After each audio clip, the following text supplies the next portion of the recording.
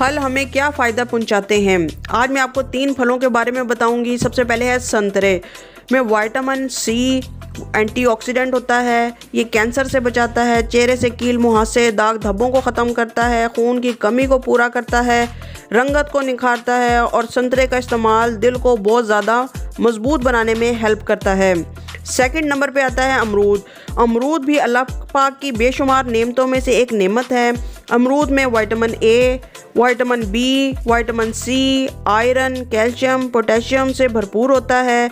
दमा और खांसी में फ़ायदेमंद होता है, शुगर को कंट्रोल करता है, कैंसर नहीं होने देता, हाई ब्लड प्रेशर को रोकता है, कब्ज़ को ख़त्म करता है और वज़न को भी तेज़ी से कम करने में हेल्प करता है। तीसरे नंबर पे आता है अंगूर। अंगूर में बेशुमार राज छुपे हुए हैं। अंगूर खाने से आप बहुत सारी बीमारियों से बचे रहते हैं। कुरान पाक में भी इसका 6 बार जिक्र आया है और आप सल्लल्लाहु अलैहि वसल्लम का ये पसंदीदा फल है। अंगूर गुर्दे और मसाने की बीमारी में बहुत मुफीद है। अंगूर प्रोटीन और विटामिन वाली ग़िज़ाओं से भी बेहतर साबित होता है। पहाड़ी इलाकों में ये कसरत से पाया जाता है।